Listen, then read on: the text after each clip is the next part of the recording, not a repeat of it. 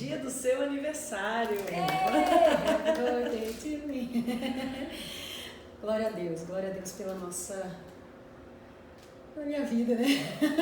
Pela nossa, né? Você Pela salva nossa, a minha. pronto. Hoje é 24 de abril.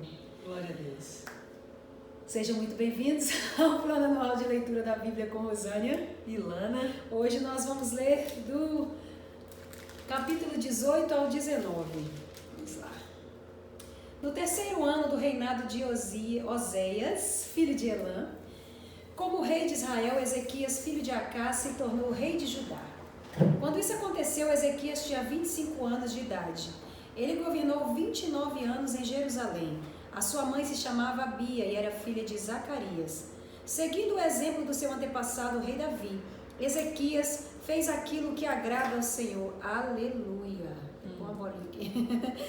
Ele destruiu os lugares pagãos de adoração, quebrou as colunas do deus Baal e derrubou os postes da deusa Azerá. Também fez em pedaços a cobra de bronze que Moisés havia feito, que era chamada de Neustã. Até aquela época o povo de Israel queimava incenso em honra dela. Ezequias confiou no Senhor, o Deus de Israel. Judá nunca teve um rei como ele, nem antes e nem depois daquela época. Eu tenho que marcar um negócio aqui, gente.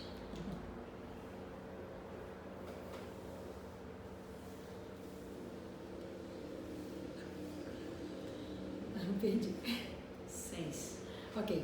Ezequias ficou ligado com o Senhor e nunca desobedeceu a ele, mas guardou cuidadosamente todos os mandamentos que o Senhor, Deus, tinha dado a Moisés. Por isso o Senhor estava com ele e ele teve sucesso em tudo o que fez.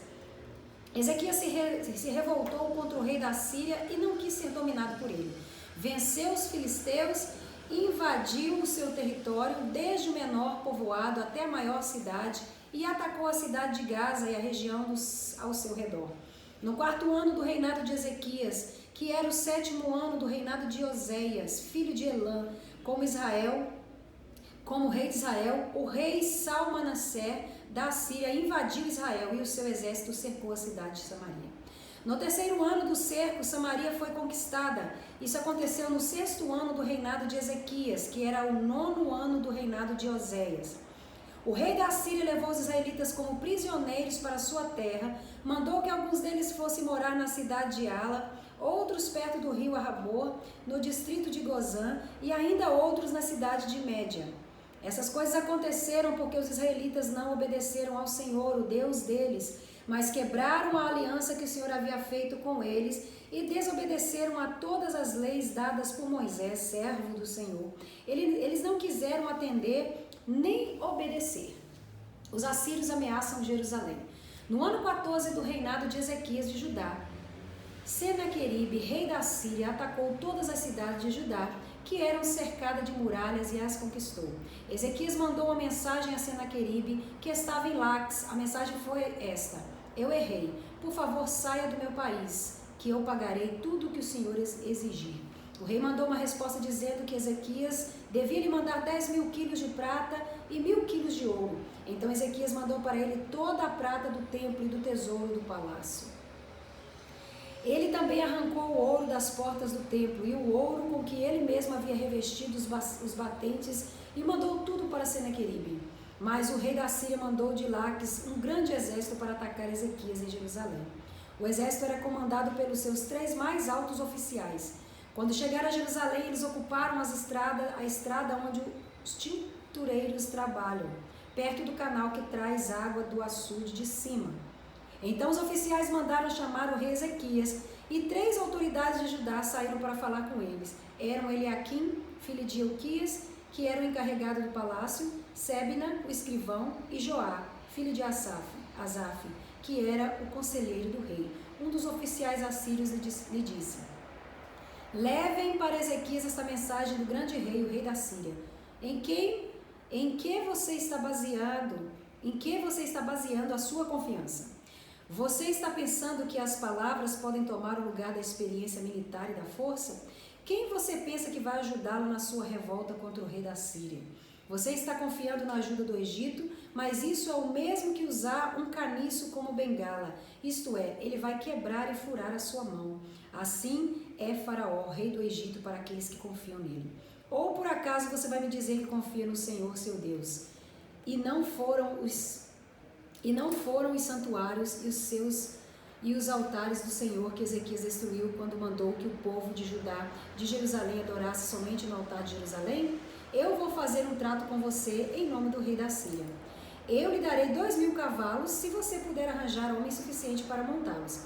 Você não poderia vencer nem oficial assírio, menos graduado, e no entanto espera que os egípcios lhe mandem carros de guerra e cavalaria. Você pensa que eu ataquei e destruí o seu país sem a ajuda de Deus, o Senhor?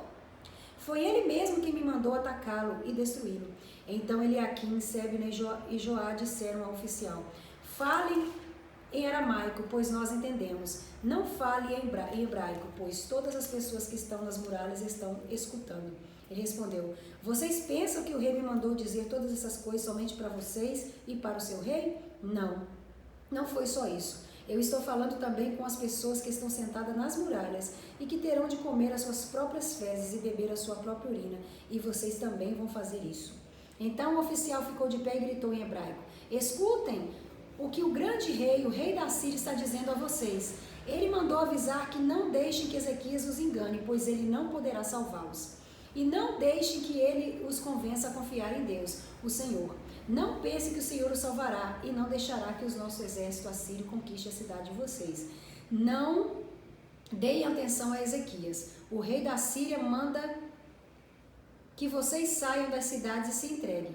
Vocês terão licença para comer uvas de suas próprias parreiras e figos das suas figueiras, e para beber água dos seus próprios poços, até que o rei os leve para morar num país parecido com o de vocês, onde há plantações de uvas para fazer vinho e onde há trigo para fazer pão.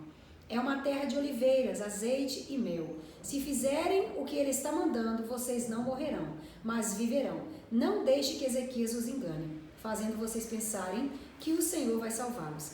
Será que os deuses das outras nações os salvaram do rei da Síria? Onde está agora os deuses de Amate e de Arpade? Onde estão os deuses de Sepharvaim, de Ena e de Iva? Será que os deuses de Samaria salvaram Samaria do meu poder? Quando foi que os deuses de todos esses países os salvaram do nosso rei? O que é então que faz vocês pensarem que o Senhor pode salvar Jerusalém do poder dele? Mas o povo ficou calado de acordo com a ordem do rei Ezequias. Eles não disseram nenhuma só palavra. Então Eliaquim, Sebna e Joá rasgaram as suas roupas em sinal de tristeza e foram contar ao rei aquilo que o oficial assírio tinha dito. Capítulo 19. O rei pede conselho de Isaías. Assim que o rei Ezequias ouviu o que eles contaram, rasgou as suas roupas em sinal de tristeza, vestiu uma roupa feita de pano grosseiro e foi para o templo de Deus, o Senhor. Ele mandou que Eliaquim, o encarregado do palácio, Sebna, o escrivão, e os sacerdotes mais velhos fossem falar com o profeta Isaías, filho de Amós. Eles também estavam vestindo roupas de pano grosseiro. A mensagem que o rei mandou entregar a Isaías foi esta: hoje é um dia de sofrimento. Nós estamos sendo castigados e estamos envergonhados. Somos como uma mulher que está para dar à luz, mas não tem forças para isso. O rei da Síria nos mandou o chefe do seu exército para insultar o Deus vivo. Que o Senhor nosso Deus escute esses insultos e castigue quem os disse.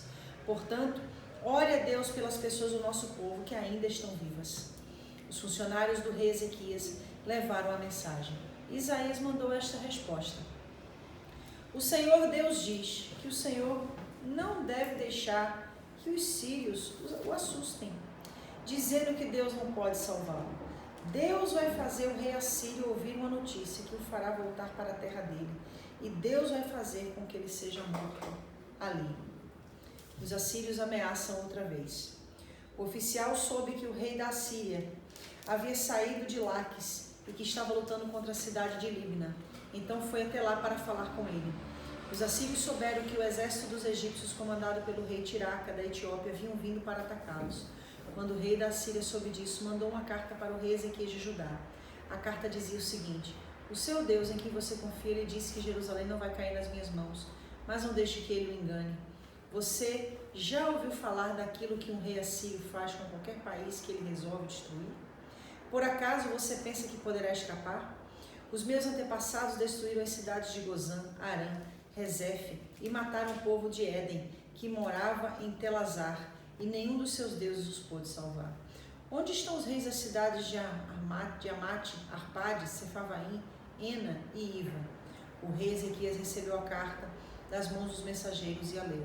Então foi até o templo, pôs a carta ali na presença de Deus, o Senhor, e orou assim: Ó Senhor, Deus de Israel, que estás sentado no teu trono, que fica acima dos querubins. Só tu és Deus e governas todos os reinos do mundo. Tu criaste o céu e a terra. Ó Senhor, olha para o que está acontecendo com a gente. Escuta todas as coisas que Senaqueribe está dizendo a fim de insultar a ti, o Deus vivo. Todos nós sabemos, ó Senhor, que os reis da Síria destruíram muitas nações, arrasaram as suas terras e queimaram os seus deuses, que não eram deuses de verdade, e sim imagens de madeira e de pedra, feitas por mãos humanas. Agora, ó Senhor, nosso Deus, salva-nos dos assírios, para que todas as nações do mundo fiquem sabendo que só tu, ó Senhor, és Deus. A mensagem de Isaías para o rei. Então Isaías mandou uma mensagem para o rei Ezequias. Nela ele dizia que, em resposta à oração do rei, o Senhor, o Deus de Israel, tinha dito o seguinte: a cidade de Jerusalém ri e caçoa de você, Senaqueribe. Contra quem você pensa que falou?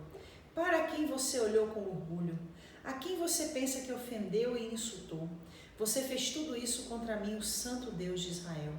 Você me mandou os seus mensageiros para se gabarem de que com os seus muitos carros de guerra você conquistou as mais altas montanhas do Líbano.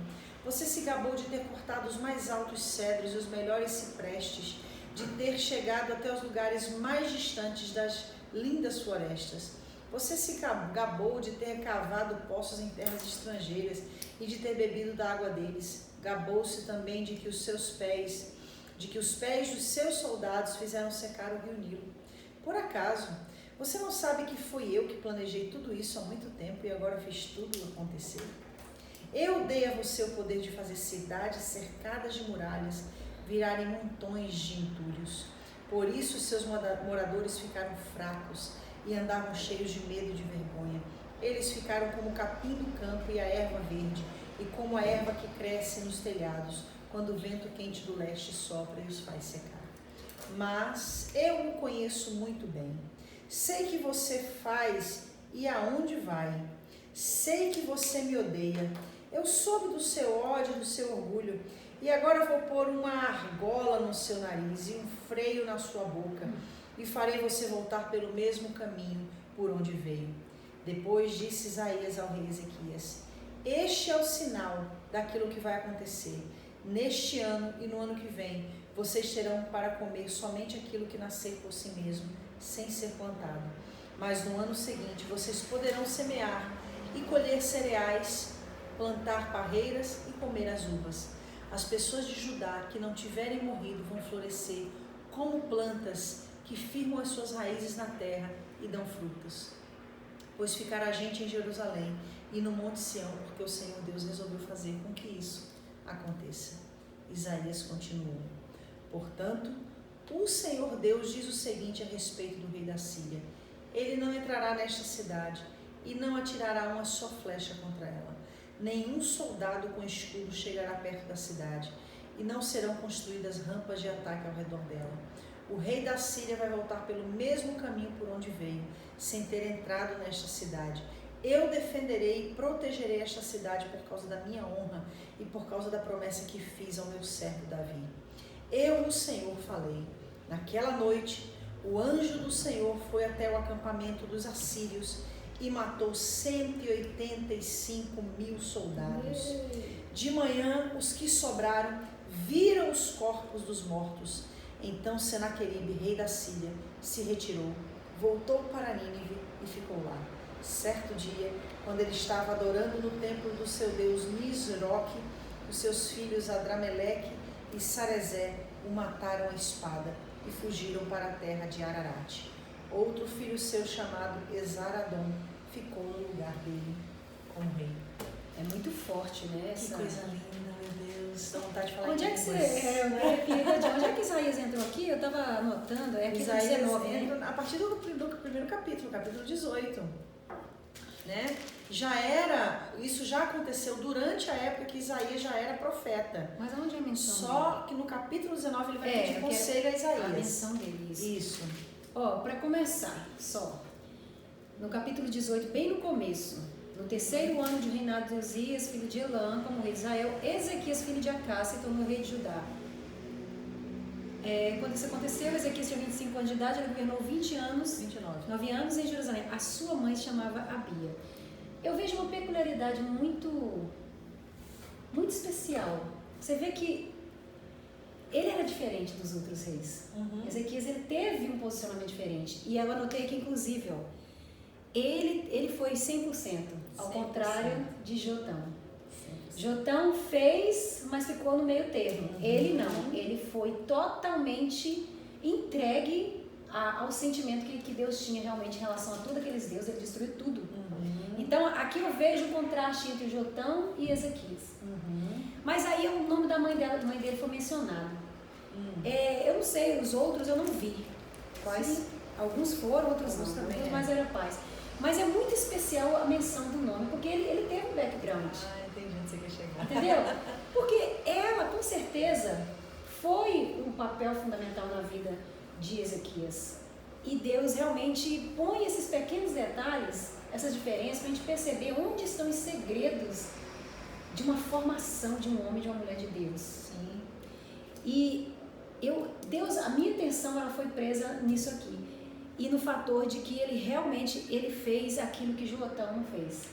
Então a gente percebe assim como Deus cuida dos pequenos detalhes. E assim, na hora que eu estava lendo, o Espírito Santo de Deus me trouxe para esse detalhe. Eu até sublinhei. E a sua mãe se chamava Abia e era filha de Zacarias. Mas eu sublinhei só a sua mãe chamava Abia, porque é uma peculiaridade de Deus.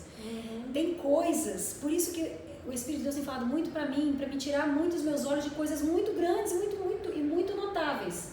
E que estão diante dos meus olhos. Deus é a profundidade. Então a gente vê a profundidade de Deus na vida de Ezequias, no background de Ezequias, e por que ele se tornou esse homem que deu 100%. Entendeu? Porque nas pequenas coisas que não são tão aparentes, a gente costuma dizer que Deus é mistério, ele trabalha de uma forma diferente. E a inteligência espiritual, a inteligência que é dada pelo Espírito Santo quando você lê a palavra, quando você coloca em prática aquilo que você lê, estão nos pequenos detalhes. Às vezes estão diante dos olhos, às vezes estão diante, mas a gente tem que cavar um pouco para achar. Porque, olha, finalmente um homem de Deus na Bíblia, nesse Reis, me deu uma paz no meu coração imaginar como Deus realmente deu a vitória a esse homem, né? A esse homem levantado por ele, né? E aqui a gente vê a vitória de Deus de uma forma que Deus mesmo tomou a frente. Não foi ninguém. Deus foi o anjo do Senhor. Ele foi até um acampamento e ele destruiu. Não foi ninguém, não foi cavalaria, não foi ninguém. Deus tomou a causa do rei Ezequias. Eu não sei se quem está acompanhando a leitura com a gente percebeu, mas o mesmo exército que destruiu Samaria, povo de Deus, é o mesmo exército. A Síria conquistou Samaria. A Síria derrotou Israel. A Síria tirou o povo de Samaria e levou para a sua terra. E trouxe pessoas da sua terra para povoar a terra de Samaria. Ou seja, o mesmo país, o mesmo exército. Inclusive o rei diz assim, você acha que o Deus que me mandou destruir Samaria, então, você acha que ele não vai fazer? Você está achando o quê? Ele que me mandou até aqui. Só que aí Deus fala para ele. Aí Deus pergunta, né? Sim, eu mandei destruir Samaria. Tudo que você fez foi porque eu quis. Mas aqui não. Aqui eu não mandei você vir. Por que ali não? Porque ali havia um rei, uma liderança com um posicionamento 100% de 100%. Entendeu? Sim, é fantástico, é fantástico. Capítulo 19, antes de a gente terminar, eu quero chamar a sua atenção para o versículo 15. O 14:15. O rei Ezequias recebeu a carta das mãos dos mensageiros e a leu. Então foi até o templo e pôs a carta ali na presença do Senhor, de Deus, e orou assim. Ou seja, ele era um homem que sabia o que está fazendo. Aqui também, voltando no 18, no capítulo 36, no versículo 36, mas o povo ficou calado, de acordo com a ordem do rei Ezequias. Eles não disseram nenhuma só palavra, porque o povo sabia que ele seguia. Aqui o povo entendia. Porque diante de tudo aquilo ali, se o povo não tivesse um rei firme, um rei que realmente conhecia o seu Deus, você acha que eles iam fazer o quê? Eles iam descer para comer as uvas, né? O mel, não é isso? Eu vou ficar nessa não, né? Mas ele era uma referência. Então nós, liderança, né? Vamos trazer para nós, que esse é o propósito de ler a palavra, vivemos a palavra no nosso tempo. Trazendo para nós vamos ser lideranças 100%, né? Saradas, lideranças que realmente oram, lideranças que sabem o que está falando, o que está fazendo. Nossa, eu estou admirada com o rei Ezequias, sinceramente. Estou admirada com você. Por quê? Estou achando muito legal isso aí que você está falando. Mas não é um pensamento legal, assim? Porque está falando muito comigo. Eu vim desse assunto e desobedeceu a Deus.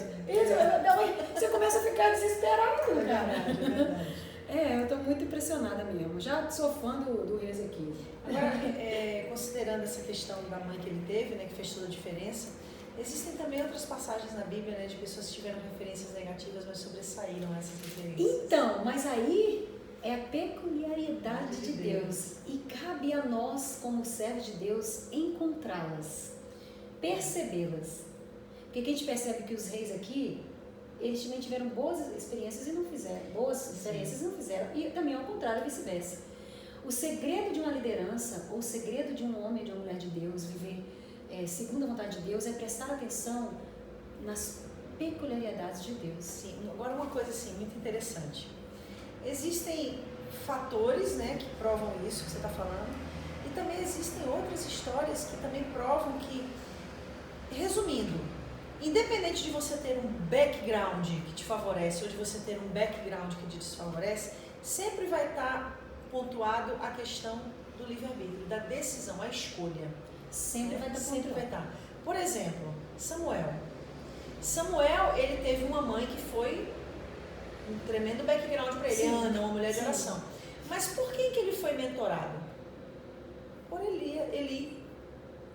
Quem foi os sacerdotes que ele observava? Ofni e Finéias, homens corruptos. Mas ele não se corrompeu. Agora, e ele Ofni e Finéias eram os filhos de Eli, entendeu? Que eram filhos de Belial. Na verdade, ele era como filho de Eli, né? O Samuel. Porque ele foi crescendo ali. Imagina. Aí agora entra nessa questão. Ele teve toda essa referência negativa de liderança, mas ele se sobressaiu como líder, um homem de Deus. Ou seja, acontecendo de um jeito ou de outro, resumindo... É o livre-arbítrio. Só que o livre-arbítrio vai acontecer, certo? Só que os detalhes de Deus vai estar na história daqueles que realmente prestaram atenção nas peculiaridades de Deus. Eu voltei. E aí, vem os filhos de Samuel. A Bíblia fala que os filhos de Samuel não fizeram como o pai ensinou. Pois! Tá vendo? E isso que eu quero dizer. Mas Samuel... Por que eu tô falando isso? Porque eu tô insistindo, eu não tô discordando de você. Não. Eu tô dizendo que, a gente está abrangendo, né? Inclusive, você mesmo é uma prova disso. A sua vida com Deus é referência dos seus avós, né? Do seu pai, da sua mãe, enfim, dessa coisa de você ter tido esse background. Agora, existem aquelas pessoas que muitas vezes se fiam nisso. Eu sou isso hoje porque eu não tive referência.